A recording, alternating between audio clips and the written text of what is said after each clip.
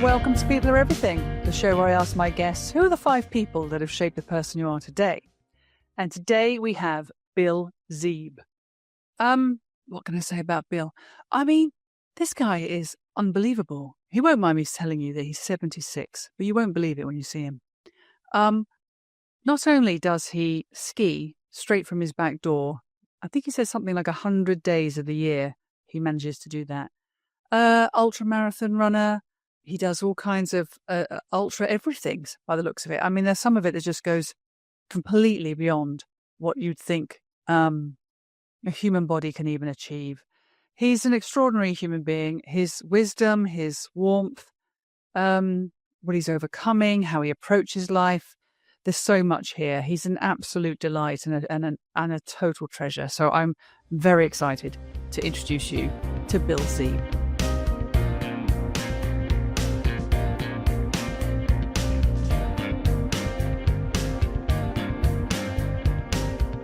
Hi, Bill. How are you? This is Julia and Bill on People Are Everything. I'm very, very excited about this and just a little bit apprehensive. I'm just going to put that out there right from the off. So, but it's good to see you. And are you in sunny Switzerland today? Is that where we're calling from? Well, today is a rainy day in Switzerland, and I'm loving it because it was my 4th day of skiing this winter. I generally go up for the sunrise, but there was no sun to see this morning. It was just rain, but I'm feeling warm and grateful for the chance to, have 4 days of skiing already. But like when you say you get up at sunrise, are you getting up at sunrise and that's the first thing you do is just get your ski stuff on and go skiing? Is this the life of Bill? It's interesting. It all started the year of COVID, and I had to stay at home. And for some reason that year, I had invested in some touring ski equipment, or randonnée, as we say in France, where you can go uphill with the skins. And that was the first year I was able to ski 100 days in one season. And I get up actually probably an hour before sunrise and then put on my my clothes and my ski boots, which are really flexible, and jump in the car. The skis are preloaded in the car. I drive 10 minutes up the hill, step out, and then I ski about 25 minutes up, and I come to the top of the Jura Mountains from the backside where I, on a sunny day, can see Mont Blanc, Geneva below, and the whole Lake Léman and the Alps. It's fantastic. When I do that, my whole day is great. And then I pull off the skins and put them in my pockets and head downhill. And I go up to 107 kilometers an hour. So downhill is like 3 minutes. 107 kilometers an hour, that's not so bad because I scouted the path before. There's no one out except a few snowcats. And I'm home at 8:30 working. When people see me kind of bouncing off the walls, full of positive energy for them. Do you know what? There's many people listening. They're going, oh, Bill is living my best life. And I can't imagine anything better than doing what you just described. But for me, Bill, not on your life. I've only ever skied once in my life, and I will never, ever, I don't care what you say, I will never do it again. It was seriously one of the most excruciating, painful, humiliating, and just uncomfortable thing I've ever done. And I know you're going to go, oh, well, you weren't with the right instructor, you weren't with this. And yes, because I stupidly went to, let's just call it the most basic of ski resorts. I'm not going to name it. But let's just say it was very, very basic. But no, my knees turned into watermelons, and I couldn't stop. And to this day, I've got a jaw problem because I smacked into loads of people and they landed on me. And I can give you 10 other reasons why it's never going to happen. But there we are. I'm glad you love it. That's most importantly. As long as you love it, all is well. Well, I'm sorry to hear about your experience. It doesn't surprise me because change is really hard, and we have to prioritize where in life we want to change.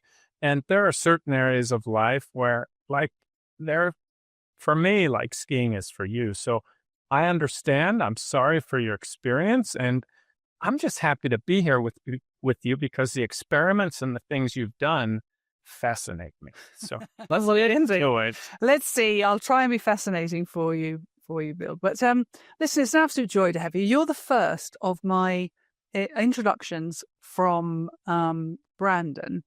So Brandon Murgard was the most generous of guests so far. In that, after we finished our recording, he was like, "Oh, you must meet Bill, and you must meet this person and that person," and he was extraordinarily generous and has hooked me up with like 5 of his best mates, and I nearly got to speak to Frank. We'll come on to Frank in a minute, but I nearly got to speak to him, who is the founder of how I understand you are connected with Brandon, which is through the sort of Marshall Goldsmith teaching method. And the little I know, because we've had a little chat, you and I, you did it on me. I got coached, didn't I, at the end of the last conversation, and it was very powerful and left a big impression on me. But do you want to talk about that? Well, that's how we've met. But do you want to talk about, just kind of introduce yourself, if you like, to the listeners, and but maybe we'll get into the sort of Marshall Goldsmith bit. But let's talk about you first of all. Let's just talk about who you are and what you're all about. Beautiful. Thank you so much for that. I'm a human becoming. So I'm on a continuous growth path. Okay. And I've had several different lives. I was born in Chicago. I grew up in East Tennessee, where we all speak a little bit with the Southern drawl like this. So that's where I went to high school. And then I worked a bit in sales and got my MBA. And I thought I'd come to Europe to try it out. I'd been here a couple times in university for a summer, and then I had an exchange semester with my MBA. And I found myself in Germany. And I love Germany. You can drive as fast as you want on the Autobahn. The beer is some of the best in the world. And so I stayed in Germany for 12 years. And I met my dear wife, Jordan, who's French-Italian. We met in Dusseldorf, Germany. And I'm a trailing spouse. I get to ski because I'm followed her to this little village right outside of Geneva, Switzerland, over the border in France. So what have I done in my life, or what do I bring to the people that I'm able to serve in a company? I began in sales. I've worked in finance as an executive for General Motors, and I did a lot of work in Lean Six Sigma, which is process improvement, which is all about seeing the world as a collection of processes, and all processes are 80% waste. And if we put our mind to it, we can dramatically improve them. So I've trained and coached 2,000 leaders in Lean Six Sigma, and we did a lot of work for a big Danish pharmaceutical company. They had over half the world market share for insulin, the number one disease in the world. And they wanted to reduce their cost of goods sold from 25% to 20%. And the little boutique I founded in Geneva, we served them for 7 years, and their cost of goods sold went down to 17%, which was at a run rate, it's $1 billion a year. A lot of that came from sales. However, there were a lot of projects. My proudest project was serving as a dishwasher and helping them earn probably close to $30 million more a year from 4 months of work with a dishwashing team in a pharmaceutical plant. So I did that for many years, and I got a little bit bored with making money and doing processes. And the hardest part of processes for me was always the human element, the leadership. And my wife was working, and I decided, I want to take the long view of life. So I'm going to sign up for the Swiss Man Extreme Triathlon. And I had done the Alcatraz triathlon in 1984, but this was now 2015, so many years later. And I signed up for that triathlon, and I didn't train. Time got ahead of me. It's the way life is for most of us these days, with so many things crowding in. And it was 100 days before the race. And I said, and a client stopped working with us. And I said, okay, I'm going to train full time. And I found a coach, one of the best coaches I've ever had, Coach Allen. He must be he's late 80s right now. Okay.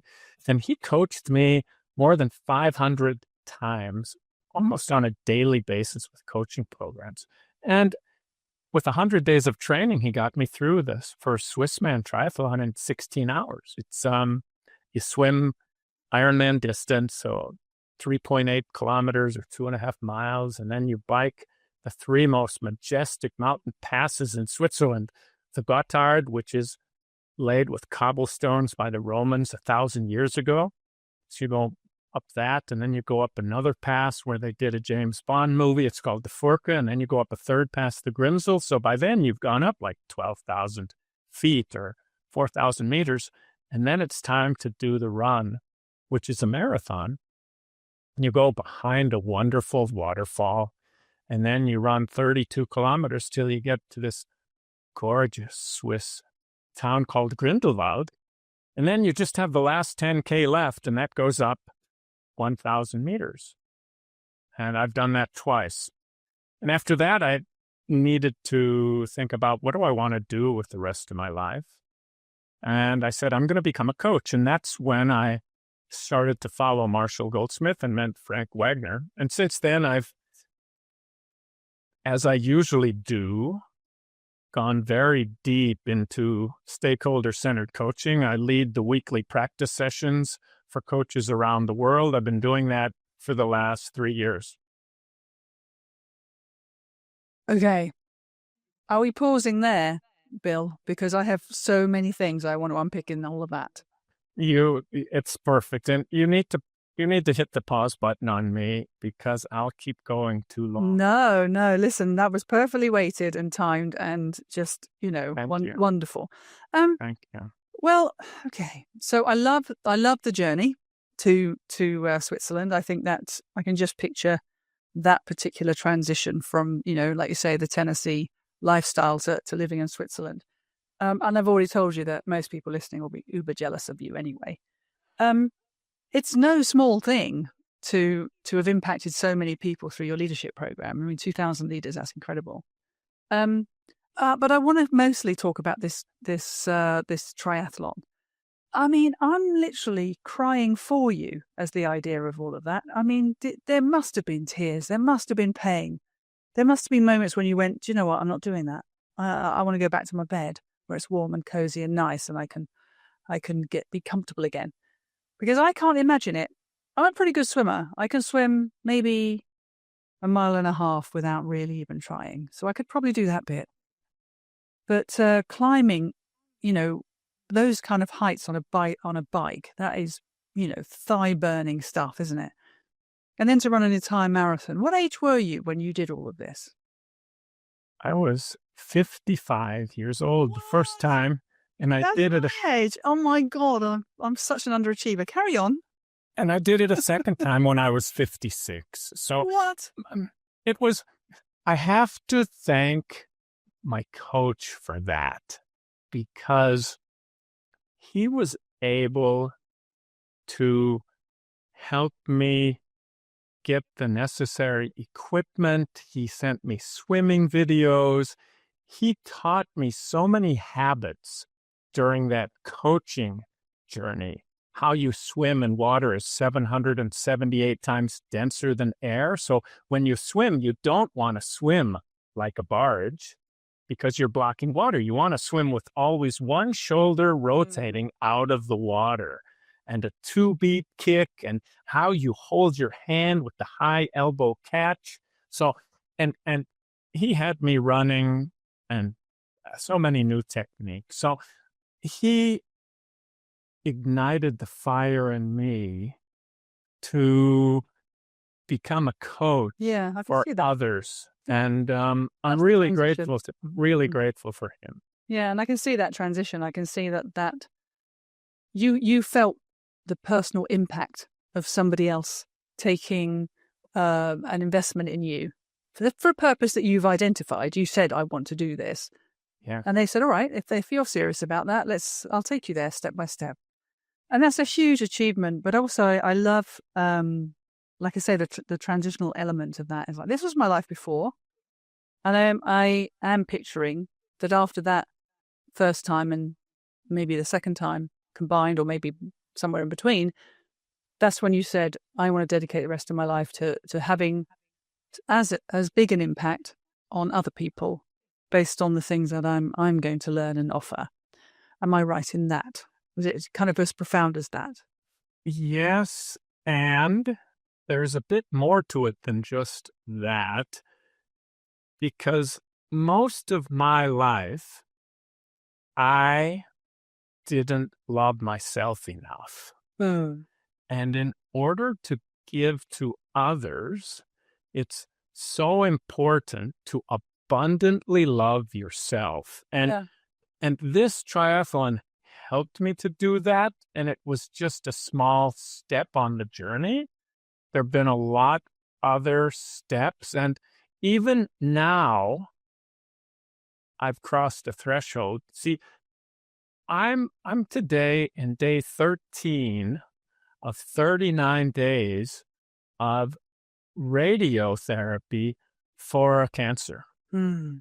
And what I'm learning is to take care of myself so well to enable me to take care of others. And this cancer has been the biggest gift I've ever had in my life. It's making me more calm, and it's keeping me focused, and it is a big shout out for what's most important in life. So that's really useful for me, and I'm very positive and upbeat about it.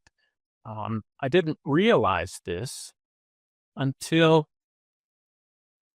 about a year ago. One of my dearest clients, a Swiss Entrepreneur of the Year, polymath, PhD physics, created a company that's the global leader in photon X-ray machines that take 120,000 images a second of individual atoms, really helping scientists around the world to advance science. And he introduced me to another CEO.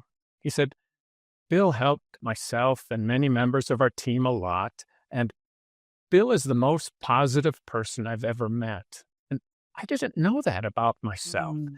And now that I embrace that, taking care of myself in the world we live in today, where hope and positivity has never been more important, I'm enjoying stepping into that, both taking care of myself and helping the world, if that makes sense.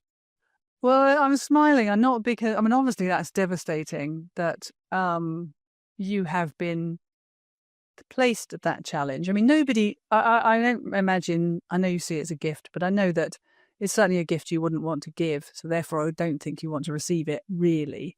But at some deeper sort of spiritual level, I know exactly what you mean. It's that kind of, I like the word focus. It makes you focus on your well-being, your health, your treatment. And generally, I imagine it makes you super laser focused on what's important in life. And I think so few of us get to experience that. We get to the end and just go, oh, darn it, I wish I'd paid more attention to certain things, or I wish I'd connected more with more people, or, most people get to the end and they're not thinking about material things, are they? They're thinking about experiences, connection, relationships, impact, legacy, meaning. And I think when you're dealt a card like that, it just brings it all into focus, like you say. And I guess I'm smiling to myself a little bit because on a very small level, very small, I'm going through a little bit of that myself. I'm not running a marathon anytime soon, but I have woken up equally at 55. I'm not going to even hold a tiny little match to your achievements. But what I have woken up to is, I guess, I just felt like most of my adult life has been in service to other people. And I'm very happy with that. There's no disappointment there whatsoever. But I started to realize that the old bones were creaking a bit. And if I want to continue to be in service and do all the things that I want to achieve in terms of impact, I've got to start looking after the old engine. So I've hired I don't know what to call him really, a really clever person who knows all about health and well-being and nutrition and strength conditioning and sleep management and stress management. And I'm only 2 weeks in and I feel amazing. I just feel amazing already.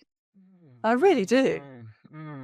That is so wonderful to hear you share that, because I believe we live in very special times. First, we've never known and been able to measure so much about our leadership.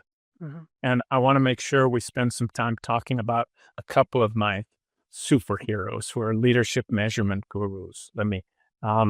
This is Bob Anderson and Bill Adams, and they've written these 2 books, Mastering Leadership and Scaling Leadership. Wonderful. And this is an MRI for leadership that's been delivered to 684,000 leaders around the world. In Switzerland, companies pay $1,500 to have one of these assessments. I've done it twice myself. And so we live in a time when we can measure and change our leadership and the stages of life that we're in. And I spent 4 weeks with Bill and Bob at something called Unity Academy, where we worked with a cohort of 14, 16 people sitting in circles for a week and working on this. And we've also, in addition to leadership, we can take care of our bodies better than ever before. And some people would say I'm overly obsessed with taking care of my body. Nutrition, I like to eat 40 different fruits, vegetables, seeds, and nuts each week. That keeps the microbiome in your gut very, very well balanced. I like to take a sauna. We have a sauna in our home, and I heat it up to 95 or 100 degrees centigrade, 200 degrees Fahrenheit, and I sit in there for 30 minutes and kind of cook myself, and then go have a cold shower, and then go sit in the garden in the snow for a while. And so I like heat. Our daughters, we have 2 daughters, they're 17 and 20, and they join me in cold swimming when we go to the lake. And when it's 6 degrees in the lake, we go swimming in the lake. So I like extreme things. Swiss Man was a beautiful event, and it taught me a lot about my own health. So I believe we can do so much for our health and well-being today. Stretching, yoga, meditation, sleep is something I need to work more on. My treatment now is hurting me a bit there. Otherwise, I try and work out daily. So. But what I love about you is you're not. So people who, okay, how am I going to phrase this?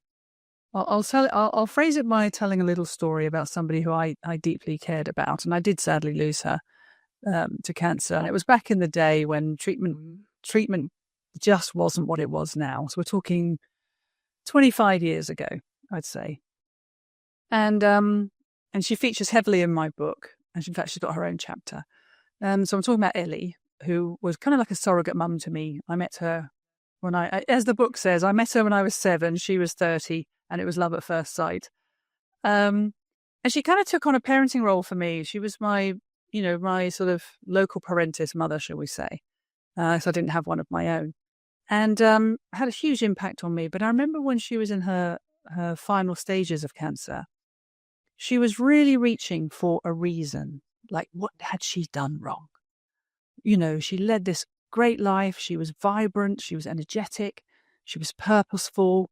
She impacted loads of people. She was a woman of great substance, great capability. And in my mind, you know, I've known her, 20 years by this point, led a life of great awareness, shall we say, of you know, all the things you're meant to do.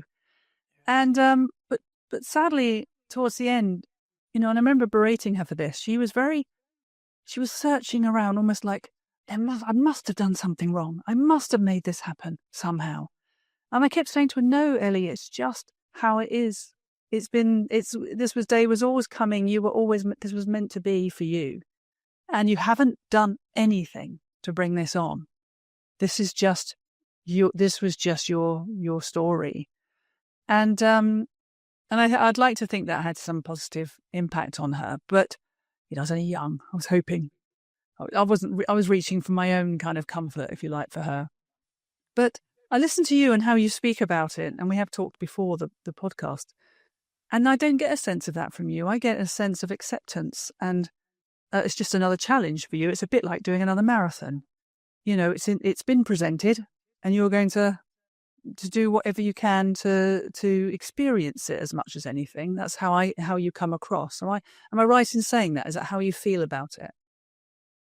Yes, this acceptance that you're talking about is something that I learned at the Unity Academy with my group there. And acceptance comes from David Bohm, was a physicist, and he wrote a book called On Dialogue. Maybe we can put the title of the book in the show notes. Okay. And he took dialogue into 4 steps. And the first step of dialogue is suspending your judgment. And suspending judgment means that no matter what you see or think, you understand that you only see half of it. So that, there's a great example from a Japanese poet. So the Japanese poet is named Mizuko Kaneko. And this is her book. This is her book right here. Beautiful. Okay. And the story of this poet is so touching. I'll let your audience Google that and check it out in Wikipedia. But this woman touches my heart so dearly. And she writes about, in one of her poems, she writes about the fact that we don't see the stars in the daytime and they're still there. Mm-hmm. And so much of life is like this. So coming back to David Bohm and Burmian dialogue, which is an extremely profitable business practice when companies learn it. That's another podcast episode we could do. Dialogue starts with suspending judgment. Second, dialogue steps into listening, not listening to what I want to hear, but listening between the words, what's coming through the conversation with the other person or persons, or in the words not spoken. So second is listening. The third step was a hard one for me because my parents taught me, as one of 9 children, they were a bit overwhelmed. If you don't have anything nice to say, don't say anything. And I see this all too often in amazing talents that if they don't speak up, they lose their power. So the third one is voicing. Mm-hmm. And voicing is not necessarily voicing what's coming from your mind. It's rather embodying the collective and feeling that collective, right? Feeling that collective energy around us and speaking what's coming through us, what the collective most needs, the unspoken elephant in the room, putting that on the table in a way with so much love that other people can embrace it and hear it. And then the fourth step is also very difficult. I like extreme things, so I try and think of the fourth one, which is respect. of respecting all living things. And I think, okay, what do I respect about our American president now? And that comes very hard for me sometimes. So those are the 4 steps of dialogue: suspending judgment, listening to what's coming through, voicing what the collective is transmitting to you, and then transmitting that back to the collective. And then the 4th one is respecting all living things. I think these are 4 really wonderful ways of approaching almost everything, thinking about it. You can literally approach any situation, any happening, any engagement, any relationship with those 4. So no, thank you for sharing those. Hey, listen, Bill, we probably ought to do the podcast format. What do you think? Should we do it? Perfect. Let's jump in. I'm ready. I think we have to. I love your format. Well, the first part of the format, which is I love to ask my guests how they found the process of choosing their 5 people. And given what I know about you already, I'm just absolutely itching to know how you approach this and how was it for you, as they say. It was really wonderful. You know, one of my people, Marshall Goldsmith, did the same thing with Aisha Burzel, who led him through who are your 5 heroes, and it changed his life. It changed his life so much that he created 100 coaches. So that was really interesting. But let me start with my, and I have my 5 people. They're crystal clear, and there are so many other people that are so important in my life. And yet your question, who are the top 5 in your life, helped me to focus and understand. So thank you for the chance to do that. And let's jump in. I'm going to start with the first one. And this comes from my life in Lean Six Sigma, learning to do process improvement and training people to have positive energy and see the vision and step into the hard execution work of discovering waste and lost profitability and lack of good human relations and customer satisfaction and product quality that's everywhere around us. And my first introduction was at a professor who created the original definition. We can put that in the show notes too. His name is Mikkel Harry. He came from Hungary. He's passed away. He came to Northwestern Business School and shared his definition of Lean Six Sigma process quality. I only saw him once. The person who most helped me in Lean Six Sigma is not so world famous, although he deserves to be. And his name is Lawrence René French with 2 F's. And he's about 10 years my senior. And when I was doing Lean Six Sigma, I had been doing it at 3 companies before. And then I joined the George Group in Europe. And René came and I became his apprentice.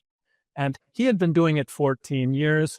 And so much of what I know came from him. And he's just a genuinely kind-hearted person who was there for me. And it was the CEO of the George Group, James Works, who brought him into Europe to be next to me.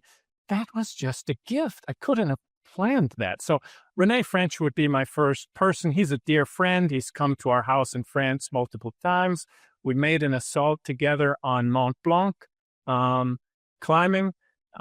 He's just such a wonderful man. He's taken our daughter for a ride in his BMW convertibles. And, you know, he's just a lovely family friend. So René French would be my first one. Okay. All right. Well, I think we're going to have to, because you've talked about Lean Six Sigma quite a bit on this show. So before we speak about Lawrence specifically, do you mind just doing a quick kind of overview of the origins of that method, if you like, and just to kind of explain it a bit more to everyone listening? Yeah, perfect. And Lean Six Sigma is kind of dated and out of fashion today. This was back in the late 90s and early 2000s. First came 2 things developed independently. Lean came from the Toyota production system.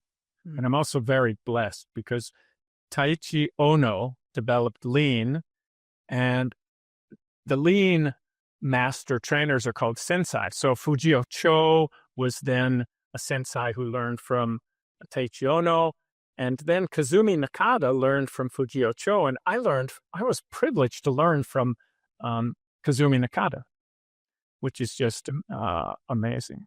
So then the lean is about eliminating waste, and Six Sigma is a very structured process where you find a big problem where you don't have a solution, and you apply this process called define, where you define the problem on one page with cost and benefits and team and what's in and out of scope. So you get really clear on the problem that you're going to solve in 6 months. Then you measure it and you collect all kinds of data on the process. Sometimes it takes a long time to put in place the measurement system, and then you analyze it using statistical tools.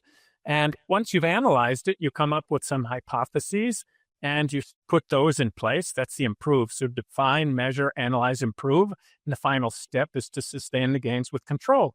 And I learned first Six Sigma, and then I joined the George Group, and Michael George was nudged by Lou Giuliano from ITT Industries, who got promoted to be CEO of that group, to combine Lean and Six Sigma into one. And he wrote the book, Lean Six Sigma. And that's where I was working with Renee French. And we had a curriculum that was 2,478 PowerPoint slides. We teach classes of 20 over 4 weeks. They'd come together for a week and then go work on their project for a month.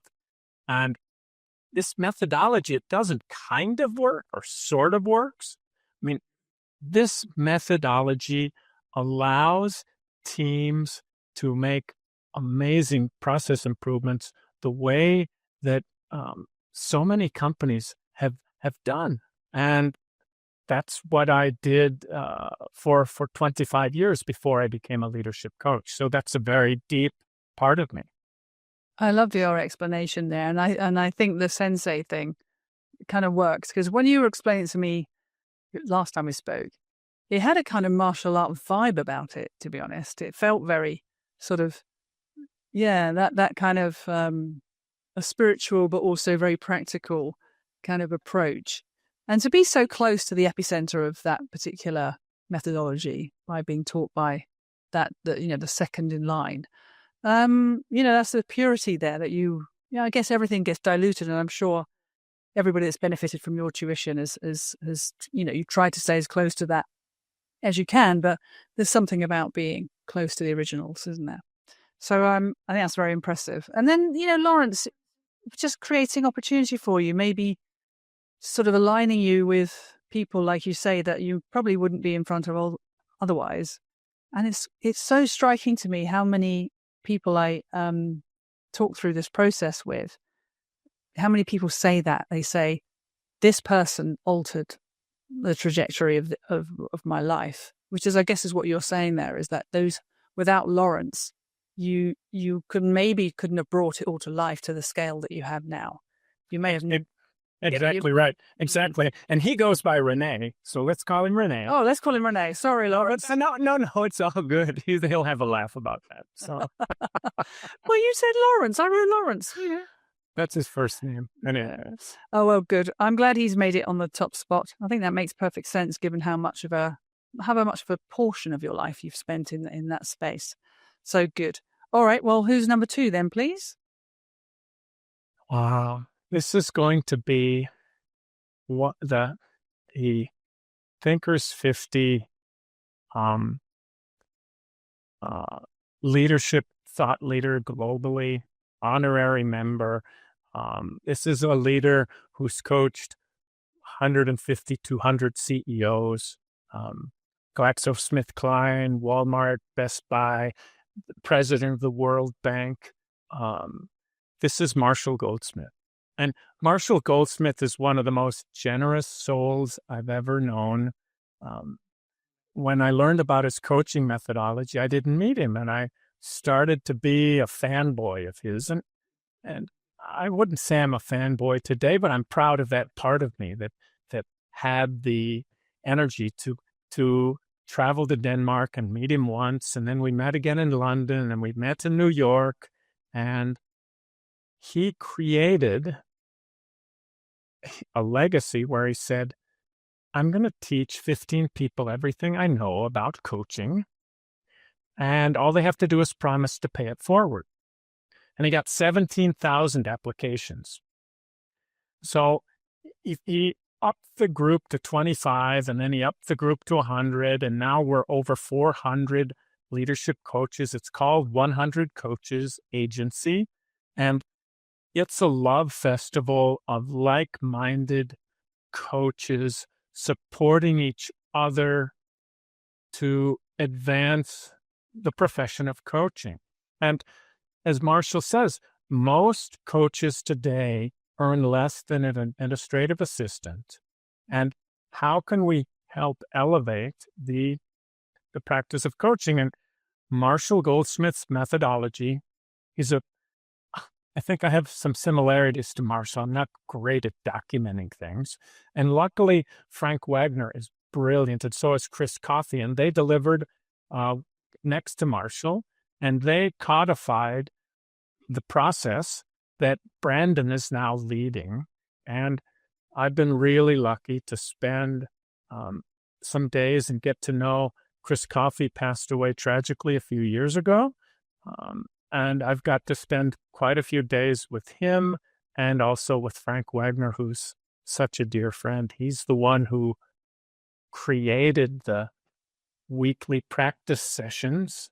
After the certification, you need some practice. And I needed that. And I was extroverted enough to ask people for help, but we needed that to create the community. And Frank created that and ran it for a few cycles. And then I was very lucky to know Brandon and Frank well enough, and I stepped into that. So Marshall's impact on leadership coaching is unparalleled. And I love your dog. I wish I had a dog like you, Julia. Bill. Smile. It's made to be. It's made to be. I won't smile. Everybody knows how I feel about Maggie. I do love her very, very much, but she gets on every single podcast somehow. And it's becoming a thing. She's, can you hear her? I love her. I love Maggie. She's this big. Maggie. She's so small, and yet she can make so much noise. It's remarkable. It's wonderful. It's wonderful. So let's wrap with Marshall Goldsmith. He has brought more to the coaching profession. He's really been a pioneer, and he keeps on giving. And he's a role model for me with the pay it forward thinking. So he's my second person after Renee French. Well, I'm so glad he's... Oh, sorry, go on. And Marshall is a big personality. He's got millions of followers on LinkedIn. He's written over 40 books, and his books are the ones that I bring his expertise to my clients, and they are then totally wowed by it. So I'm really grateful for Marshall. And he's also a kind soul. When I was stuck, when I became a coach, I abandoned my Lean Six Sigma. And several of my clients told me, Bill, you need to bring all of yourself.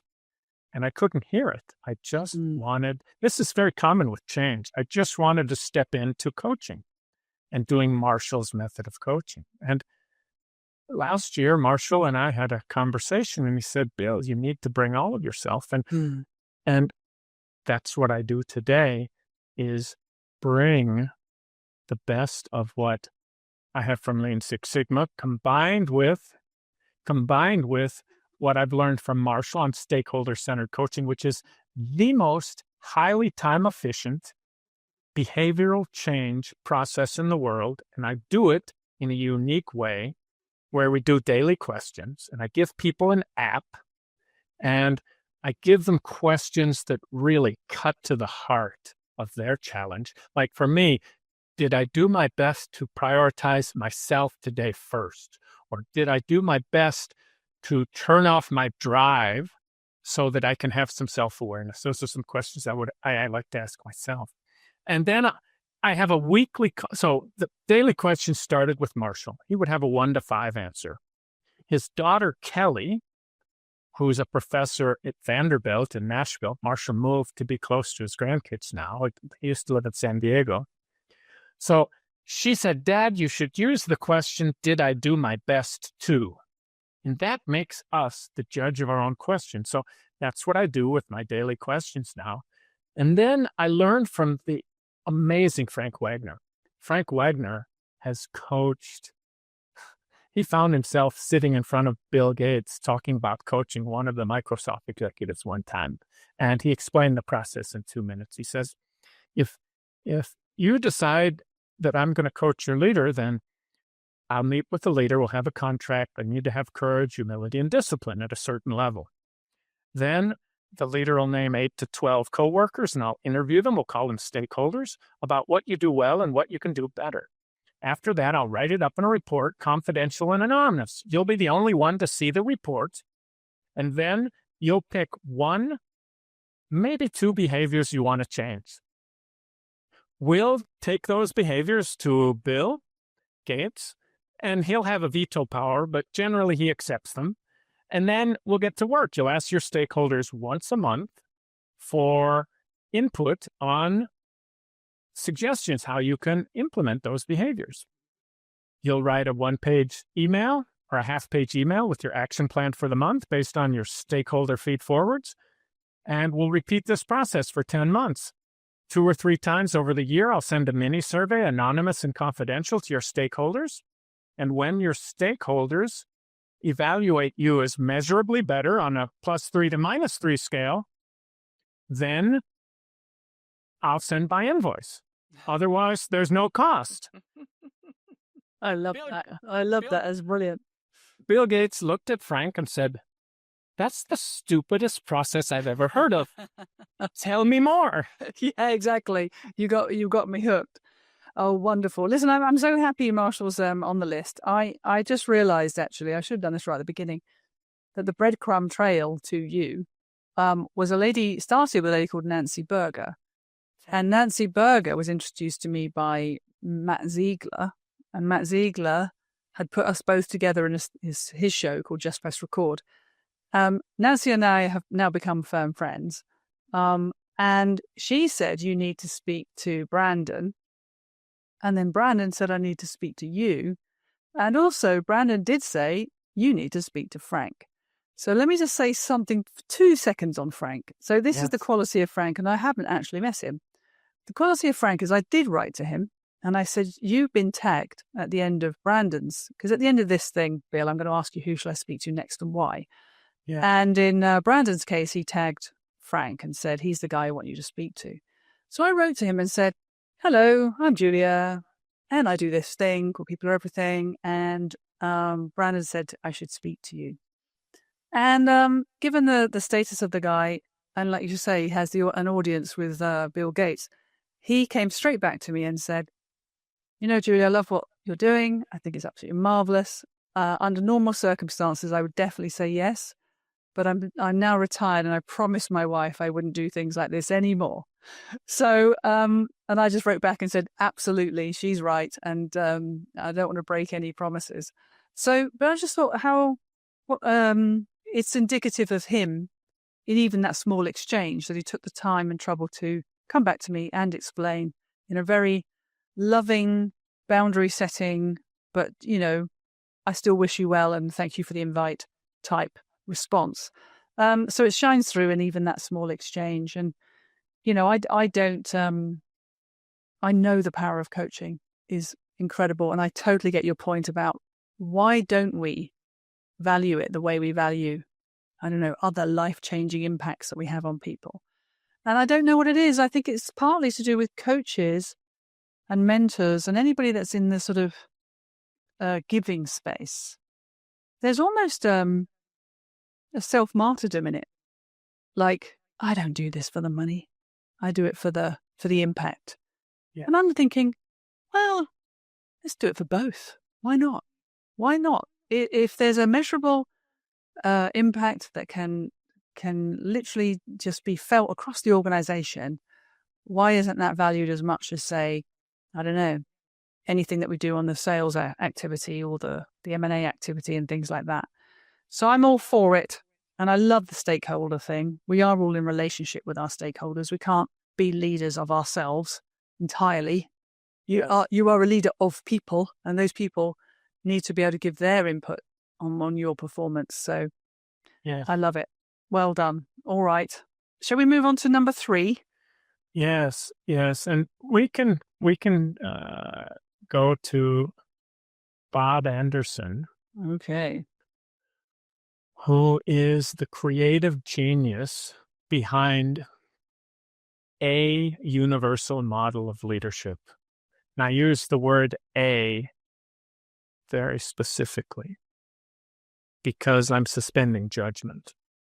If I was to use the word the, I wouldn't be suspending judgment. And Bob Anderson has dedicated his life to understanding the stages of human development, to understanding leadership, and to documenting that in a synthesized way that enables others to transform themselves and their organizations.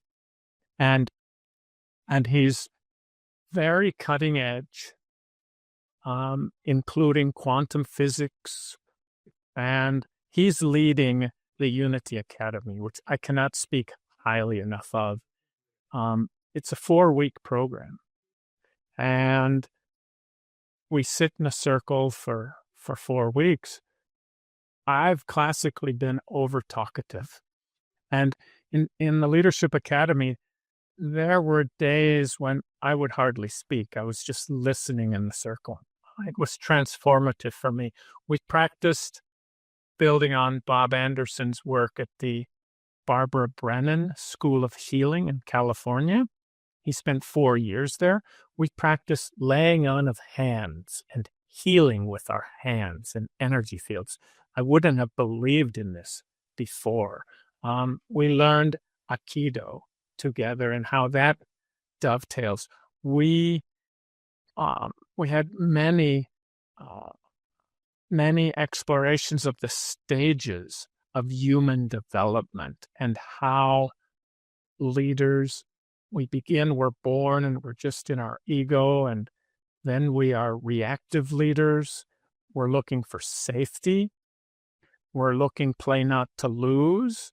And reactive leaders are what most of the world is today. We're driven by fear, either fear of not being able to control or dominate, or fear of protecting ourselves from others, or fear of not belonging. That comes from Karen Horney's work. Bob Anderson has like 120 references in these books that he's synthesized into his universal model of leadership. And he's had a very big impact on my thinking, if that makes sense. Can we... Sorry. Go ahead. He introduced me. Go ahead. Sorry. I just want to unpick the fear thing for a minute, because I think, yes. We know so much from the animal kingdom that, any animal that's sort of lashing out or kind of trying to look to dominate, and all the kind of negative aspects of poor leadership as we've come to know it now, that we used to celebrate back in the 80s, and the kind of quintessential sort of Wall Street type films. But now I think, we are recognizing that certain negative aspects of leadership do come from a place of fear, like the animal kingdom, like I said, where if you're threatened, you lash out. If you're feeling, kind of displaced in any way, you have to dominate. It's how you do it.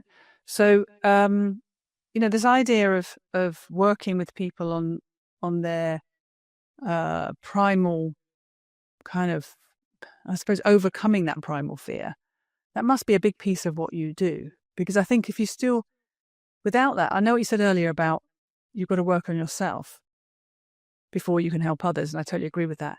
But I do think knowing truly your sort of weakest side, if you like, your still sort of most vulnerable side, your most fearful side, and really leaning into that and figuring that out so that under stress or under pressure or under threat, you don't revert to that, or to that negative behavior. Tell me a bit more about how you've worked with people on that, how you unpick that, how you help people face into that element. Brilliant. Thanks for the question. Really a nice question. So Marshall Goldsmith wrote about the 20 ineffective habits of highly successful leaders. Unfortunately, in his book, What Got You Here Won't Get You There, he'd worked mostly with old white men. So his ineffective habits are highly applicable to old white men. Frank Wagner and I joke about it because Sally Helgeson wrote a book on how women rise and what holds women back. And Frank and I kind of laugh that we have more of the women holding back traits than we do of the ones that hold back men. And I wasn't always that way for me. I'm sure for Frank, probably it was.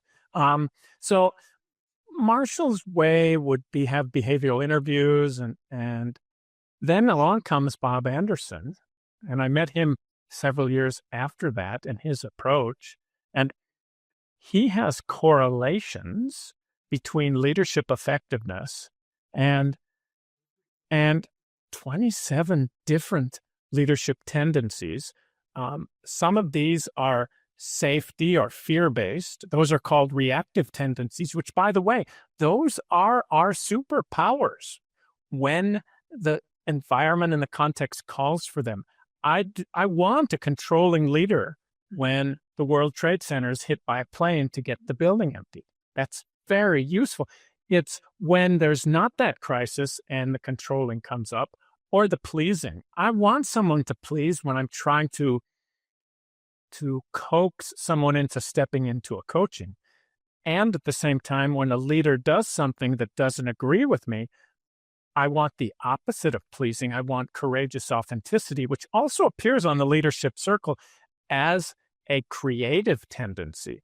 And the creative tendencies are play to win, growth mindset, and these are the ones that are positively correlated with effective leadership, and the reactive are negatively correlated with effective leadership.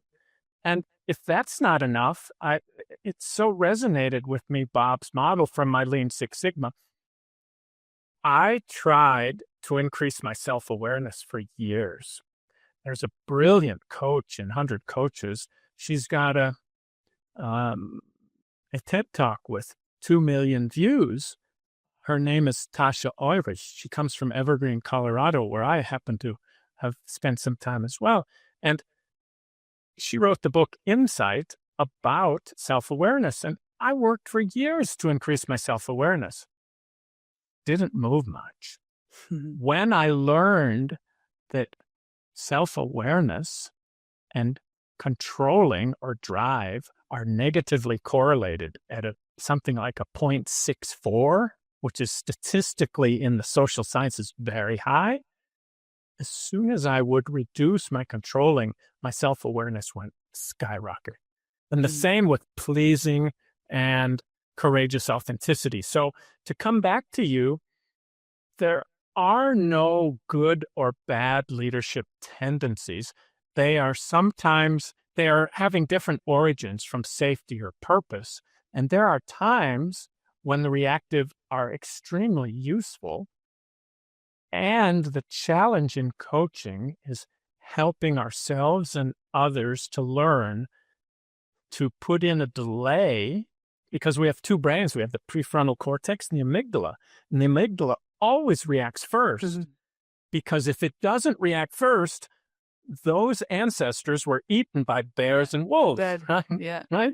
So that always goes first. So a lot of coaching is helping people slow down so that they can let this part of the brain decide, do I need controlling or pleasing now or not? Yeah, be intentional about it. I knew you were going to go in that direction, I guess. I was leading you a little bit there. But it was like, on personal experience, my amygdala is, oh God, it's the loudest part of my brain. Oh my God. So reactive sometimes and so unnecessarily loud. And I do understand this idea of catching yourself before it escalates. I won't go into sort of what tends to be the natural triggers for it, but it is a sense of threat. It is a personal threat thing. So I don't totally get your point about it being, anthropologically necessary and also practically necessary. Like you say, if there's a crisis, let's get busy. Let's take action and understand that it's very much part of our immune system. But I do take your point that it can tip into being very unhelpful if it's applied in the wrong places and under the wrong circumstances. But back to my point about why are coaches so not celebrated and compensated as much as we mentioned already. The impact of learning these things and embodying them and actually changing who we are as a consequence of somebody taking time to help us understand our own behaviors and thoughts. Surely that's up there with, I don't know, I suppose I see it as vital as your doctor, and a surgeon and the people that take, learning the human anatomy to a level that they can, open up this sort of big blob of meat and know which bits to cut out and which bits to leave. That's a huge skill set that we as society completely revere. We go, how have you learned that? How have you learned how to do that? And not just the skills with a knife, but how to have the courage and the investment and the I don't know, all the humanity to make that happen.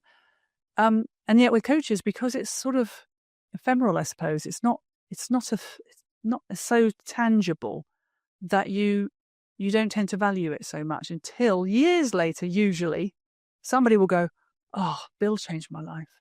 Honestly, there'll be someone on this show at some point in the future that will go, "That Bill Zeeb, he changed everything for me. He's on my top 5." And in a way, it's kind of, again, I keep referring to this in my podcast, but it's kind of why I'm doing this. I want to give a platform and space for people to talk about the people that have really made a huge impact on who they are and enriched their lives, almost always in every case, the better. So, maybe in some small way, I'm kind of amplifying people like you and your craft, and it is a craft. I mean, goodness, you've referenced about 12 books. I don't think I've even read 12 books, Bill. And yet here you are referencing them like they're top of mind. It's because you've deeply, deeply, deeply invested in this. And, credit to you and to everybody you work with. So that's all I wanted to say about that. So let's, I'm going to move on to number 4, unless you want to respond to anything I've just said. I think what you said is really nice. The coaching profession as itself is attracted to many people, and many coaches care more about helping others than taking care of themselves. Mm-hmm, agreed. And the ICF is one of the big certifying bodies, and they're certifying more coaches than ever before. And AI is coming into coaching, and is also, Marshall has a bot. You can go have Marshall's bot coach you. So there's a race to the bottom in coaching, which is quite sad. And I've taken the approach, I need to be able to offer something that's unique in the marketplace, which is process improvement to increase the profitability of your business combined with leadership. I do both. And it's also about making results measurable, which Marshall Goldsmith completely pioneered. The no growth, no pay. I love to offer that to clients. Okay.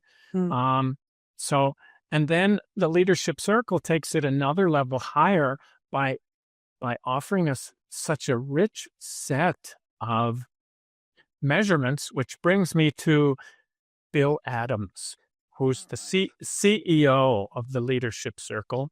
He's the partner of Bob. He's much more, from my perspective, and I'd be happy to be wrong on this, but I think I understand his firm well. He's really opening up. He and Bob are both at that age where they're looking to scale their business even more. And Bill has been for 45 or 50 years with his dear wife, Cindy, one of the best process and leadership consultants I've ever met. And he built a business with Bob called the Leadership Circle, and they have three things they do. They sell Leadership Circle profiles. So they've sold 684,000 of those, the last number I saw on the website. They train coaches like me to deliver the Leadership Circle profile and several of their other products. And the third thing they do, and this is probably has been the lion's share of their business, is they have a team of 200 extraordinary coaches who have been working for decades together and deliver some of the most powerful change using these Leadership Circle tools. And then they have, like me, a wide collection of thousands and thousands, over 10,000 independent coaches using their profiles. Well, this is very similar to what happened in stakeholder-centered coaching. 10,000 people were trained and 1,000 or 2,000 are active, because the hard part is you need the practice sessions in the community. So Bill has this vision now of sharing more with the community going forward, and I want to be at the forefront of that with him in the Leadership Circle to bring what they call leadership systems, which is a 1-year program to coach individuals and teams using peer coaching, which is much more effective than the one-on-one that Marshall does because it's more scalable. And they have a lot of other tools, and there's a lot of similarities. So Bill Adams is someone who helped me to see the potential of this leadership systems model. And he's also a dear friend as well. And we have a group in Europe called the Leadership Circle Europe Summer Gathering. And we've been coming together for 3 days in a self-organized format in Europe. Came together in Germany and the Netherlands and Sweden, and again just outside of Berlin this year, about 60 of us.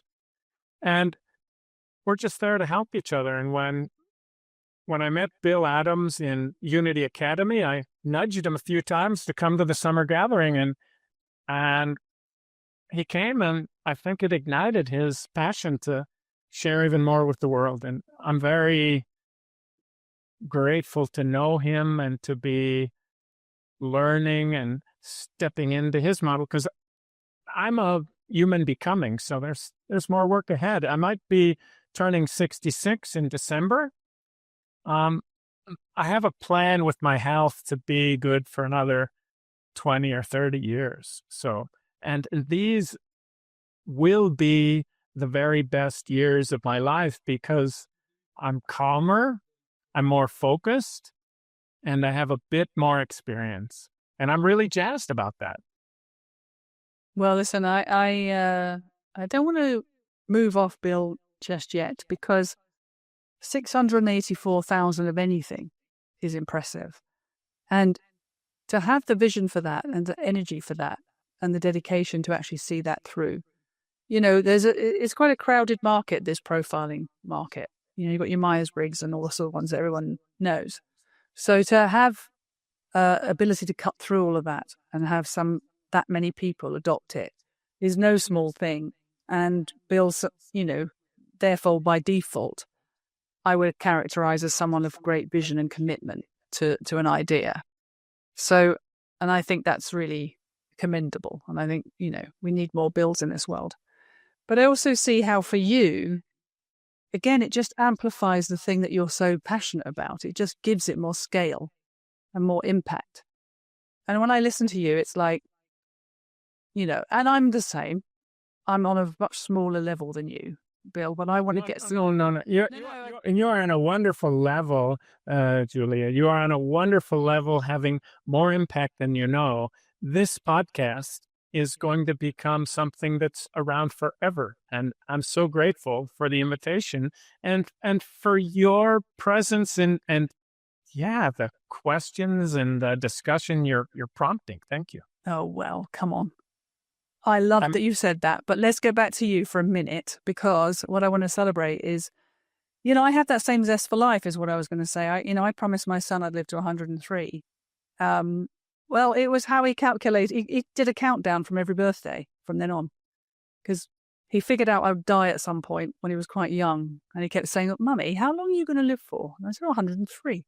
So every birthday, he was like, 70 odd years to go then, or whatever it was. So he's been doing a countdown ever since, and he's 22 now. And I still feel I owe it to him to try my best. But I want to do so much similar to you. I want to have impact. I want to live a life of some sort of meaning and substance.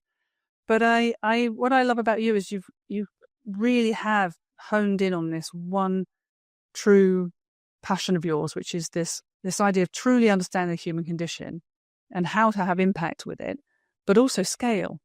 Several things you've talked about here have got very large scale impact, and you're at the epicenter of. So there must be something about you that either attracts the right people for the thing that you're looking to amplify, or you are a contributor to that amplification. But either way, it's just really amazing. And, I just think it's just wanted to say that, Bill. And a lot of people whose names begin with B. That's the other thing that struck me. We've got Bills, Bobs, Brandons. I think Marshall should change his name. It's not fitting. Marshall's father's name was Bill. There you go. I knew it's probably his middle name. And poor old Lawrence, I got that wrong as well. Renee, not Lawrence. He needs to work on that too. He needs to begin with B. But listen, I just wanted to say that, actually, Bill. I think you're great. I love what you're doing. All right, well, good old Bill. Goodness, he's an underachiever, isn't he?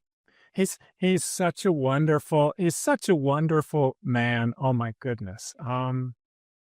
Yeah, I'm really grateful. And when you say 684,000 leadership circle profiles, you have to understand that each profile was answered by, let's say, on average, 10 people. And each of those 10 people answered 130 questions. Wow. Plus 3 text questions. So the amount of data, this is the amount of data that the leadership circle has amassed. And they have longitudinal studies of 5 and 7 years where a leader does 2 or 3 profiles. And you can see, and this is what energizes me. When I started, I was very reactive. And then you move up into creative.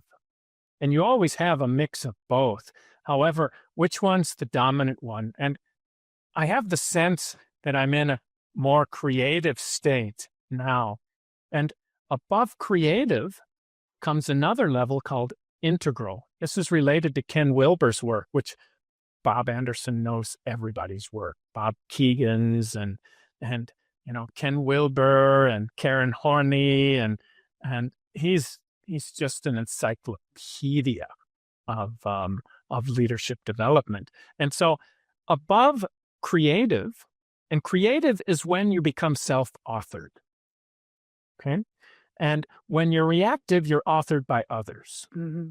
Okay? And when you become creative, you're self-authored. And I'm feeling more self-authored than ever before in my life. And after self-authored, you step up to what Ken Wilber calls integral, or what Bob Anderson calls integral. And this is where you celebrate both your reactive and your creative, and you are grateful for all of you. And this is a really sacred, special place. And above integral, you have unity. And unity is when we believe there is no time, there is no matter. We are all one. It's not about either or. It's everything in the world is connected. And Unity Academy helped me to explore more what happened to all of the people in the thousands of years before us. What happened to the American Indians? What's happened to the indigenous people in South America? What's happening now in Ukraine and in Russia and in Gaza? And this is something that's been ongoing, and somehow we are all connected. And when we think that we're all connected, this becomes, for many people, a little bit woo-woo. I had a dear friend visit on the weekend, and she visited a healer. And this friend explained a story. She had her appendix removed, and in order to make the scar not visible, they made the cut where her bikini would be. Except when they made the cut there, they hit a nerve in her back. For 30 years, she had problems with her back, extreme pain. She went to a healer. The healer looks at her without her taking off her clothes, was talking about the scar, was talking about the nerves, made some adjustments, and suddenly this person is completely different. I really believe in the power of healing between human beings. For example, I have a Reiki shaman who made an affirmation for me after we spoke 2 hours on remote like this. And I read that every day in the morning and the evening, and it's extremely healing for me. So there's something to the human condition which involves energy fields and which involves the communication between us. And this is also happening in computing. One of the leaders I was privileged to coach leads a company called Zurich Instruments. And they do devices that measure quantum communications between computers today with no cables, And so this is a field that's continues to evolve. And I'm a big fan of this human development. And probably 60, 70, 80% of the world is stuck in reactive and a little bit creative. So how do we help people reach a higher level of human development? And it's not a judgment of development. It's the energy and the transmission you give and receive from the world. No, and I've had young people that are amazing. They're better than me at this. Has nothing to do with age, and it is a learnable skill. That's what I love about it. Well, we all know at a very sort of anecdotal level, we all know how people make you feel before you've even been introduced. It's an energy thing. You walk in and something tells you that you're not safe here, or something tells you are welcome here. And I'll in this little caper of mine, this people are everything thing, obviously I'm always on the lookout for interesting people to talk to. And there are some people I meet and I instantly know that I'm going to have a great conversation. And there are some people I meet and I go, oof, hang on a second. This may not quite work. And it's immediate and unconscious, and it's an energy thing. And those, with technology, as you say, mostly we're not even in the room when we're making these judgments. And I do believe it is to do with, it's a little bit immune system-y. I believe in the power of the human capacity for survival that is so unknown and still untapped. This kind of, at all costs, our immune system will keep us safe from whatever is coming our way as human beings, because we can't control anything. So we have to be ready for everything. And I believe we're firing off all the time, ping, ping, ping, ping, ping, everywhere, in zonal ways, and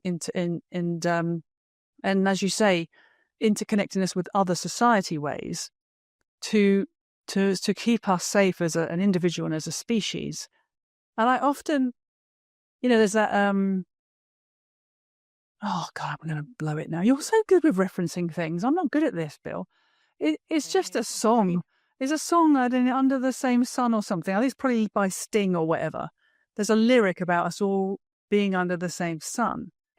And yet we forget all the time that we are a single species of incredible power and intellect and feeling. And yet we seem to be squabbling over the stupidest things. And we squabble over things that the earth must look at us and go, you do realize in 100 years you'll all be dead anyway, and I'm still going to be here if you don't really mess it up.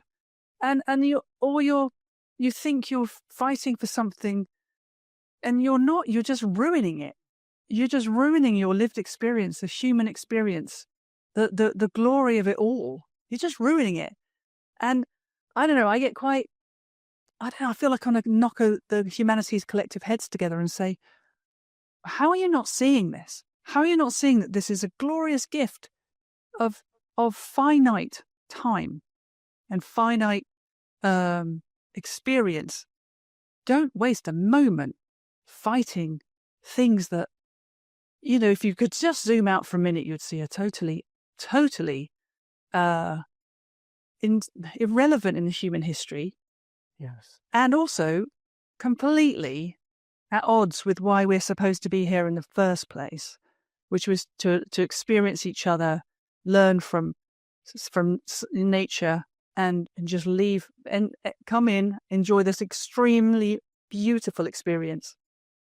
And if you're fortunate enough to be born in this time, how grateful should all of us be that we have a time of great advances in healthcare. If I get a cut, I'm not necessarily going to die of it. And I said to someone the other day, I'll finish now, but it's like the tritest thing I could come up with. I said, I'm so grateful I live in a time of Magnum ice creams. Oh my goodness. As an example of just how beautiful it all is. And I know I'm sounding like a real hippie now, but I get so frustrated when people just fight over the stupidest of things like land and governance and money and power and status and history and prestige and, oh, God, it makes me mad. Sorry, Bill. I went off on one there. I think that's okay. I share your frustration, and I really believe strongly in positivity. And I've been training myself, and maybe it's because there were times in my childhood when it wasn't so bright. I'm not sure. I've been training myself to see the positive in everything. And that is something that's useful for me and also useful for the people I have contact with, because we learn and we grow when we're in the creative part, and we are prevented from learning when we're in the reactive part. Mm-hmm. And so if we can help people recognize how fortunate, and there's everywhere there's something to be fortunate for. I'm so fortunate. I don't travel now that I have to go to my radiotherapy every day. It's a 3-hour round trip. So I have to stay home. That means if there's snow, I can ski every day. I'm a man, and I'm taking testosterone blockers, which keep me awake and try and make my muscles and bones go away. And yet, those testosterone blockers make me a bit more feminine. From the research of the leadership circle, we know that women are perceived as being more effective leaders than men. So heck, I'm even becoming probably a more effective leader through the cancer. So, I'm always looking at reframing and seeing the positive sides of things. And the world has never before needed more positivity. Yeah. Hurrah. I totally agree. And I can see that shines through from you completely, Bill. So listen, we probably ought to do number 5. What do you think? Is there one? Yes, I've saved the most important for last. Go on. Wow. This is my dear wife and partner, Jordan, who is a French-Italian who's embraced me for who I am in every way, and who is so diametrically different than I am. As much as I'm a yes guy and a positive guy, my wife was training little girls to learn to say no in our garden. And we share a passion for good food. And so living in France is a wonderful thing. I don't need to buy a Magnum. I just go down to the bakery that's been open for 180 years, and they make me a chocolate eclair that I would die for. Yeah. I can't resist. Oysters on the half shell coming in every Saturday, and 300 kinds of cheeses at the market. And so we really love our life here. We both probably work more than we should, and we enjoy that. And my wife is just the best life partner I could ever imagine. And when things are tough, she's there. And when things are good, she's there. And we are both Marshall Goldsmith stakeholder-centred certified coaches. So probably our daughters are going to need some serious therapy. Oh, I love that. So, and I want to just jump back on your focus on taking care of your health. When Jordan and I met, she had not a pair of sports shoes, not a t-shirt. And recently she's picked up Pilates, and we go together to the class sometimes on Sundays, like yesterday. And she's really picked up on taking care and respecting her body. I like to say my body is my temple, and I want to do the very best I can to make sure that I'm treating my temple well, giving it maintenance for flexibility. I'm doing yoga courses. I'm doing, pelvic floor courses for my prostate. I'm doing foot courses. I'm doing balance, because as we get older, the chance of falling goes down. That's what's going to get us between 85 and 100. Yeah. So work on I do weightlifting. So I'm so happy to have a partner who believes in me. When it's light and when it's dark. And that's a great source of energy for me. You can imagine. Yes, 100%. Oh, well, Jordan, sounds like you two were always meant to be. And I don't know, there's something about having somebody that kind of walks this path with you, regardless of what comes along. Like you say, the dark and the light. I think quite a few people probably have experienced a partner that likes the good times, but when the hard times come, can be a bit fair weather. So to have somebody that's there with you and for you, this is why your person, in my opinion, is so vital to you people's longevity and health and well-being and everything. I've said to my kids, it's the most important decision you'll ever make is who you have as your life partner from every part of your life, financially, emotionally, physical health, well-being. Your whole life experience can be altered, positively or negatively, by the person you bring closest to you. So it's for you to have had Jordan come into your life and sort of walk this with you, is a true gift. And I can tell by your face that you know that. So this is good. Oh, I'm glad you made it on the list. And it's you were having a bit of a diversity issue for a while there, Bill. I was going to say you've had 4 men and 1 woman. So I was just going to give you a bit telling off otherwise. If there was another Bill or Bob, you were in big trouble. Well, if it's any consolation, we have 2 lovely daughters. So I'm the sole man in the family with Jordan and Julianne and Josephine.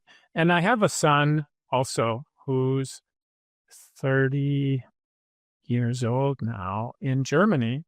So we're not just women, and it's but it is wonderful to have a wife and daughters who know how to say no, and they're pretty firm coaches. Yeah. Well, actually, yeah, we skipped over that. The no thing is quite interesting because most women, I'm not in that category. I was raised by wolves, Bill. I was feral. I understand your story, and I'm very impressed by it. From the heights of the corporate world, from the beginnings in market stalls, I've followed you a bit, and I'm very impressed. No, don't be. But yeah, I was a feral child, and I didn't really have the boundaries or conditioning that most people have and talk about. But if you get enough women in the room and you really start drilling into what they struggle with, and obviously lots of range of things. But one of them is saying no, because we're conditioned to be in service to the world and to our families, to our people.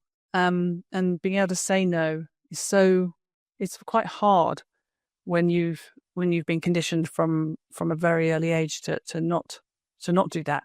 So I'm very proud of your girls if that's what they find natural. I'm pretty good at it myself, but as I say, it was the wolves that taught me that. But yeah, I think it's a really important skill, particularly for women, is to know when to stand up for yourself and say, no, that I'm not doing that. Thank you very much. All right. Well, she sounds amazing. I'm so glad you two are together. And, it sounds like the food thing as well is going to stand you in good stead for your 106. You're going for 106 then. I'm going for 103. Food is a good thing. I didn't have the 106 fixed, but now that you say it, I'm sure that our oldest daughter will appreciate you for that. And, it's going to be kind of a juggling act to make. There we go. I knew they were coming out at some point. For anybody listening, Bill is now juggling 3 balls, and I knew they were going to make an entrance at some point. Juggling is such a great leadership exercise, because to learn to juggle, I only learned at age 64. To learn to juggle, you need to be able to let the ball fall more than, at least for me, more than 1,000 times. Yeah. And you can look on YouTube, and there's some videos of how to learn it.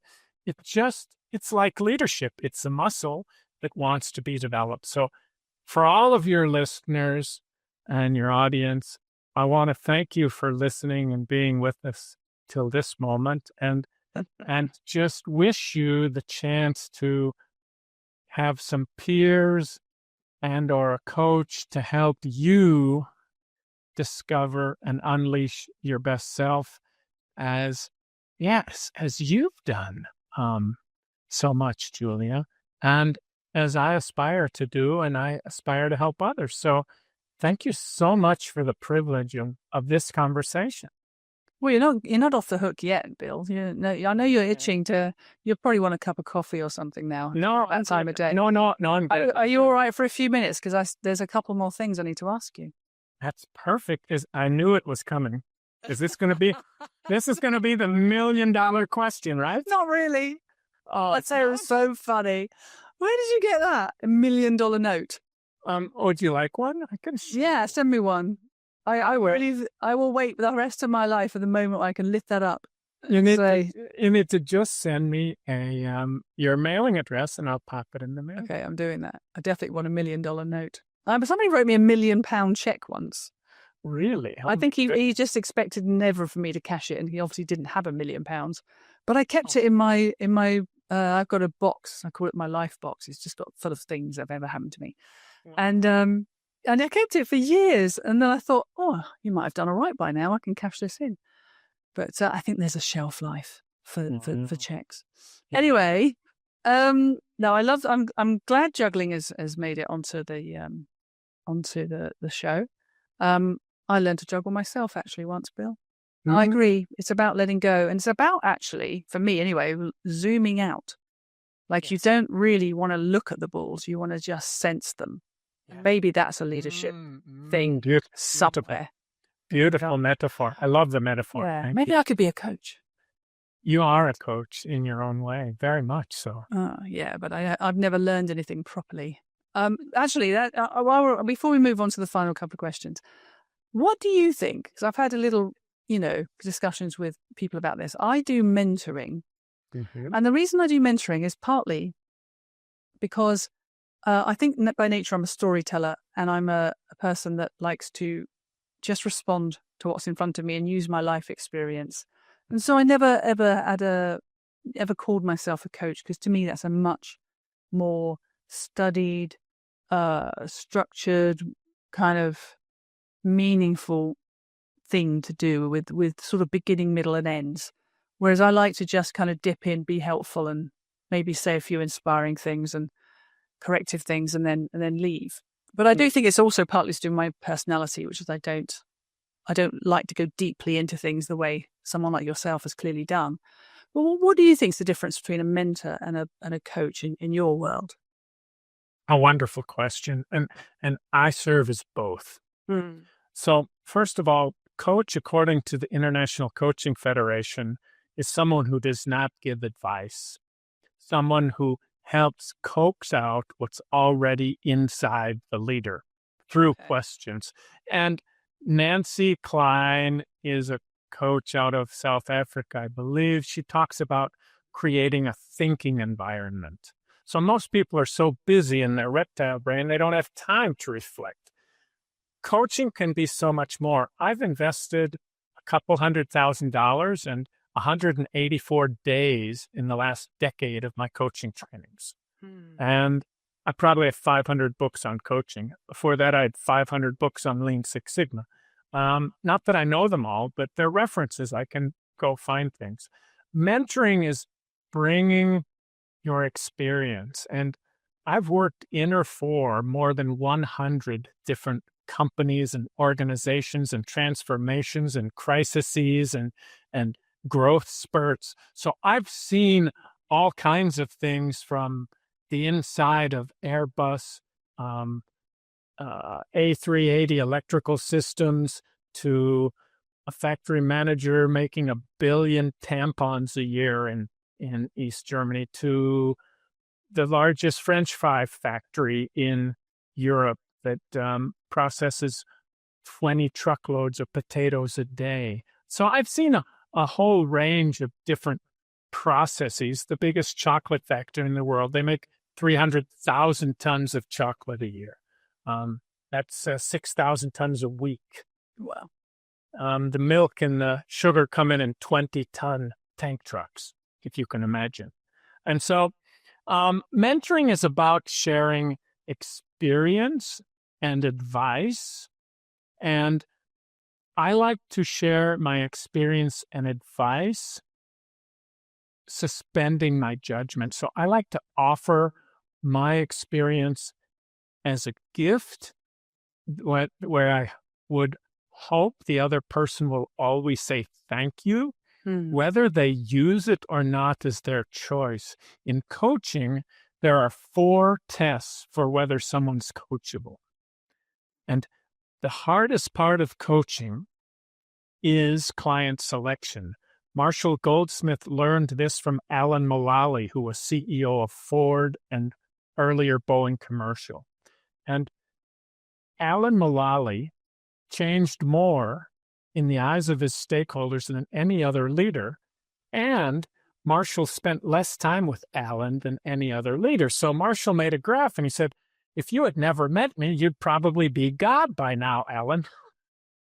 and Alan said, well, Marshall, the most important thing for you is client selection and finding the clients who are at a point in their life where they really care and they're willing to do the work. So the 4 questions from Marshall's latest book with Jacqueline Lane and Scott Osman, the book is called Becoming Coachable.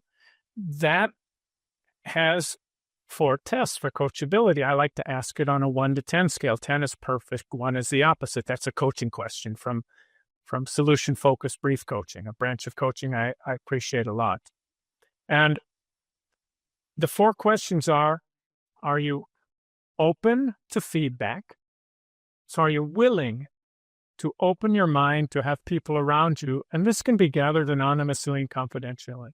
Are you open to change?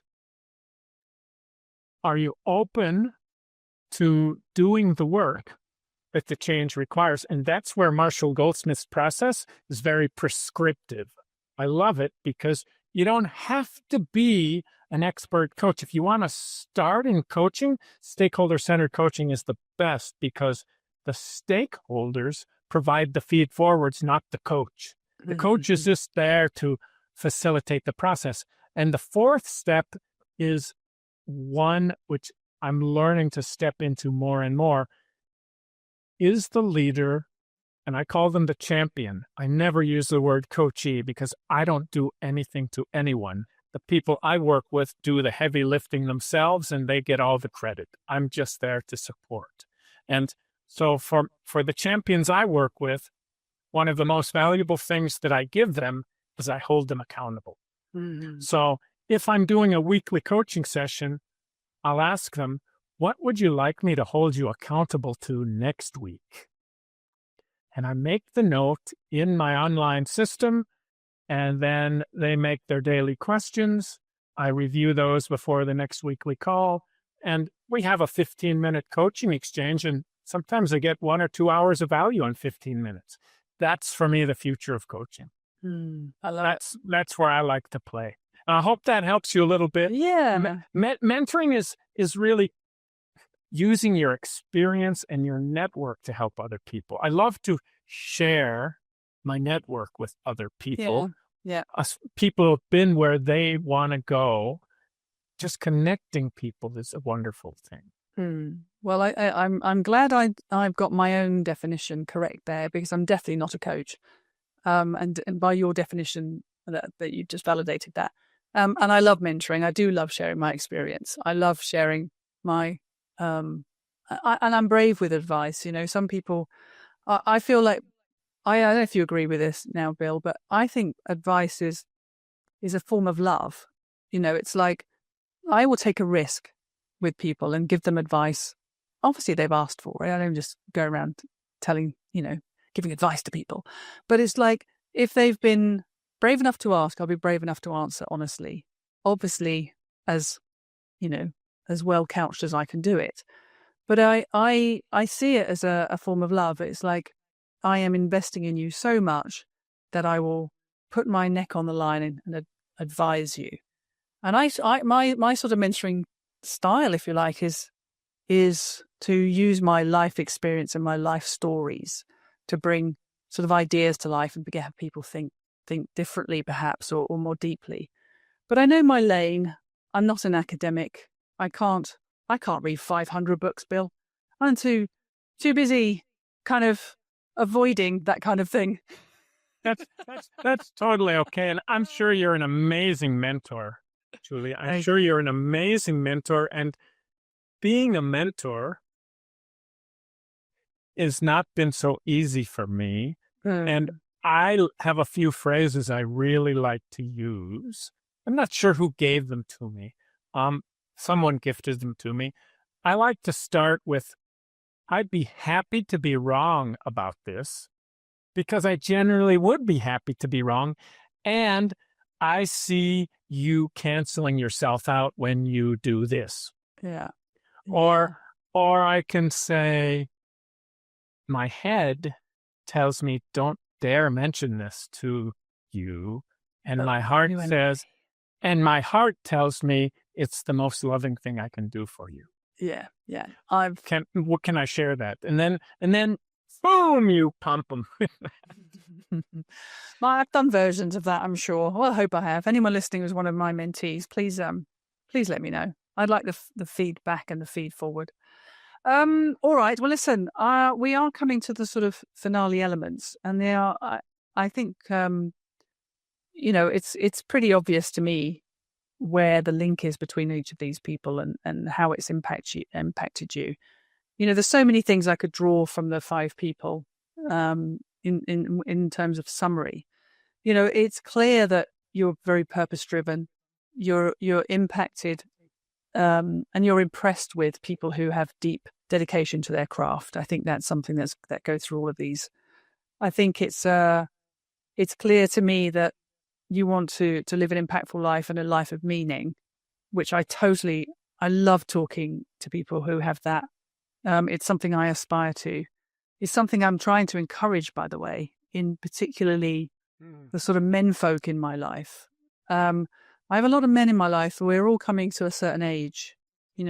I'm mid-50s and they're coming to a similar age or older. And some of them have really, all they've ever done is work to provide.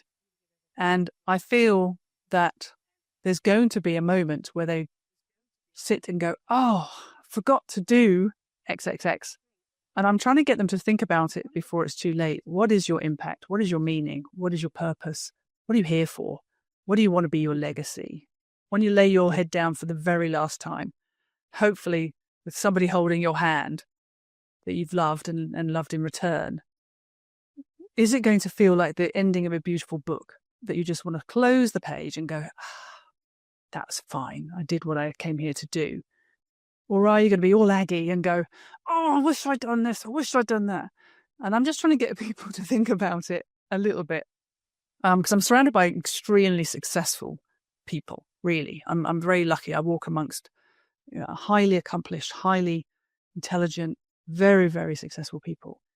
And this is the stuff I want to talk about with them. I don't want to talk about how many billions they've got. I really don't. Yes.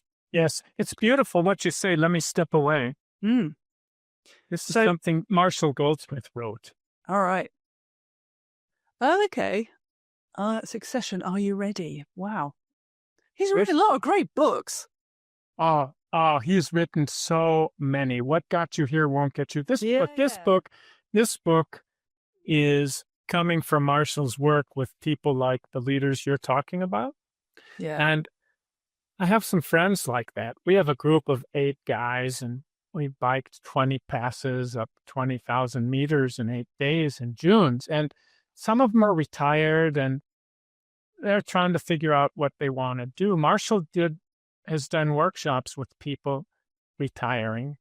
And the words you use, Julia, remind me of the Dickens exercise that I experienced with Tony Robbins a couple of times at Unleash the Power Within, where you fast forward to your last breath and then you go back and you say, what do I want to do so that when I take the book and I close the book, right, that I can say, that was a life well lived. And I salute you for this work because it's so important.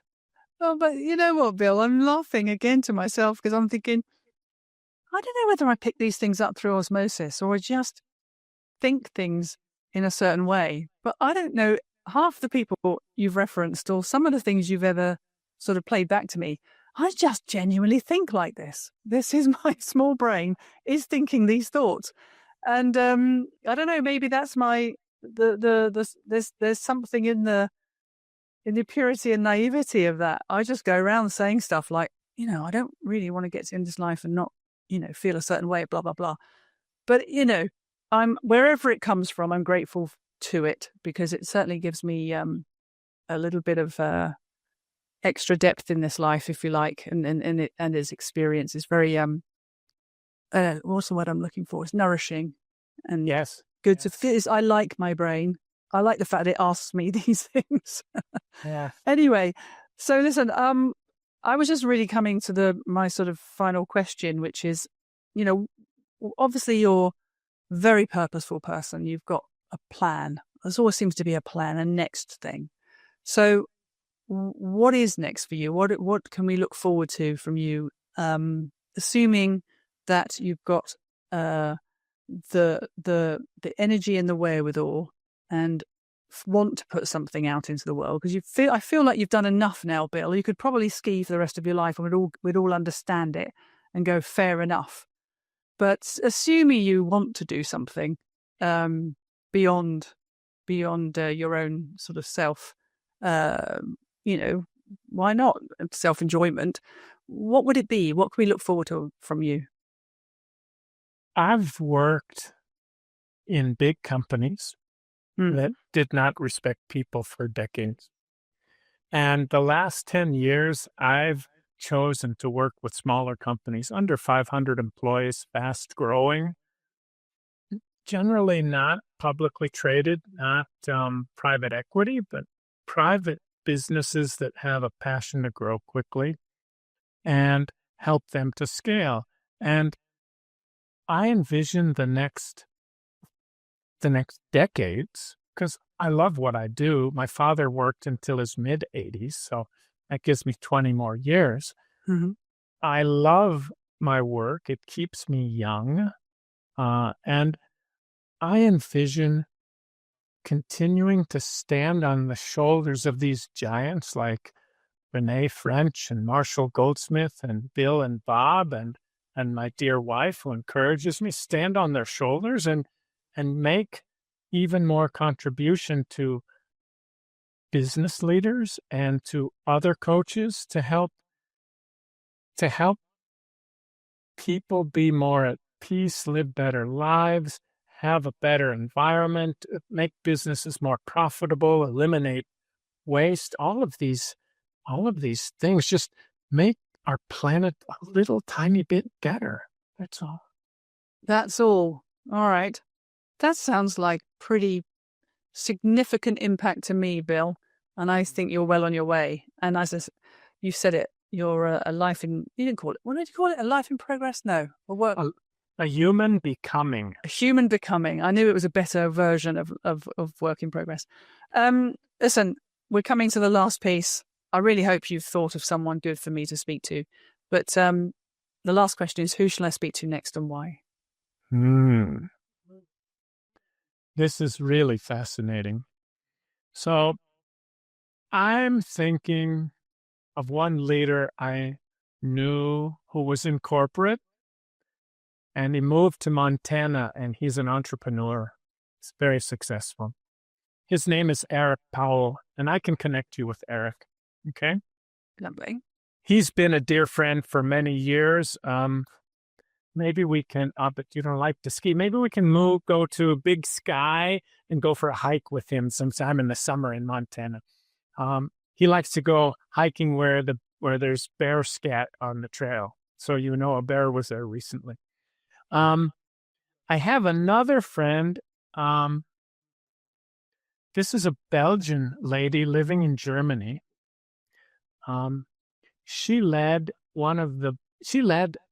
for Europe Eli Lilly's Lean Six Sigma deployment.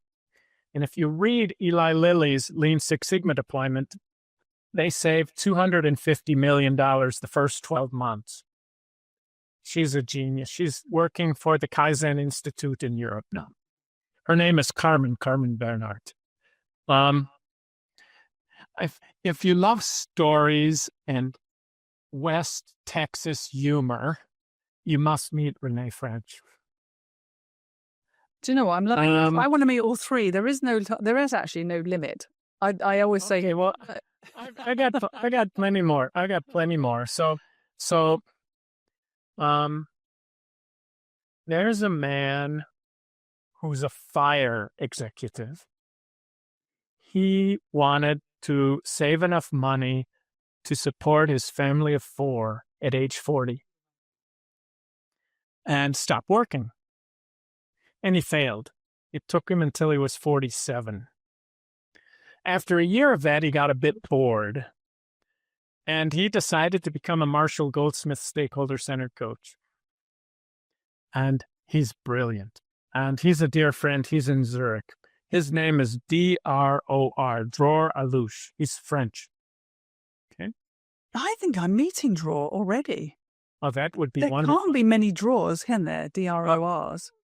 I don't know any others. He's wonderful. Oh yeah. I think I'm due to speak to him. He was on the list that Brandon gave me. I think we've already connected. Oh, wonderful. Okay, brilliant. But let's all connect anyway. But I can't believe there's more than one Dror. DROR. Now I'm going to be a little bit partial to Lean Six Sigma. And I'm going to give you the name of a German. Mm-hmm. And this German, he works for Danaher, which is perhaps the finest lean company in the world. And before that, he worked 20 years for Procter & Gamble, I think.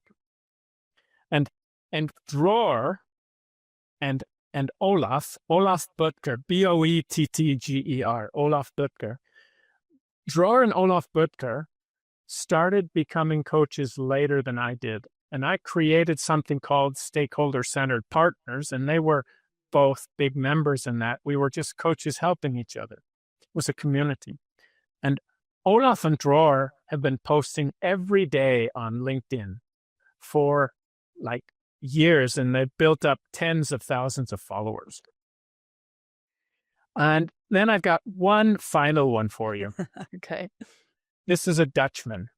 All right. Very proud Dutchman. I think he has 3 or 4 sons.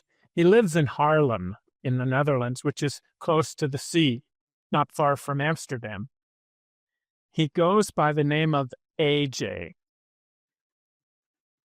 And it's Anne Johan is his official name. Anne Johan Willemsen. Okay? And great names. And Anne and AJ, he had the same problem I had as a coach. He became a coach and he wasn't making much money. And his wife was earning more than him. And his wife said, it'd really be nice if you'd make some money. So he wrote this book. Okay, and we hold it still. Poor coach to rich coach. Okay, very good. So AJ Willemsen is also a very special person in my life because he's the one that got me onto the app where I've captured 15,000 answered questions from the leaders I coach. So they answer a number of questions per day. I've got probably 15,000 questions answered on these daily questions. Marshall used to do it with the Google Sheet. AJ Willemsen also did something for me that's extraordinary. For 20 years, he's been sitting in a Zen Buddhist Sangha. And they meet twice a year for 5 days, from Friday night until Wednesday morning. And they talk Friday night and they talk Wednesday morning. And the rest of the retreat is in a beautiful mission with lovely gardens on the Maas River. You eat very simple food and you meditate in silence with a group of 20 with a Zen Buddhist professor who is in his 70s. He went to Woodstock way back in the day. He moved to Japan 30 years ago. He married a Japanese woman and he's been living in Kyoto. My wife is going to visit him and his wife for the second time next month. And his name is Jeff. And he wrote a book called Being Without Self. So AJ Willemsen has a wonderful Zen Buddhist spiritual practice. He's created a software business. And he's also a Marshall Goldsmith stakeholder-centered leadership coach. So that's a pretty good list. Pretty good list, Bill. I think I'm up for the job. I think that none of them are intimidating me, although they probably should. There's there's no need for any intimidation, except I don't think any of them can juggle. Oh, well, that's the first thing I'm going to ask them. And if they can't, that's it. I'm not talking to them. Usually I can't go so long as this. You really got me. You got me calm today. I got you so calm and relaxed. That was impressive. That is impressive. Just amazing. Well, listen, we're coming to the end. I knew I was going to love this conversation. I absolutely, I knew it was going to be of great depth and substance. I knew that from meeting you the first time. I didn't know which direction we were going to go. You never know with Bill, I think. I think if I get to know you properly in life, I think this is how it is with you. But actually, you've stayed on some very deeply important and resonant things. And for some reason, and I do believe I'm seemingly attracting people at the right time for everything at the moment, I think we were meant to meet, Bill. I think we were. We were meant to meet now. That's what really, I have exactly the same sense, Julia. And thank you so much for that. You know, it was a crazy day. I was scheduled to do my radio at the same time as this meeting. I just said, I'm going to the hospital early. They'll let me in. And you know, they did. It was all good. And I had enough time for a little nap beforehand, so I even look fresh. Oh, bless you. Well, I'm very, very honored that you did that. And I'm very No, I'm so honored to be here. I've been looking forward to this for weeks. And thank you for what you're doing. I feel it's important work. You're helping people like me that want, and the world deserves to hear our message. You're helping get that message out. And thank you. Well, listen, all the very best with your treatment. I'm going to keep checking on you from time to time, Bill, if you don't mind. Please do. But in the meantime, thank you for taking the time to talk to me today. It's been an absolute joy.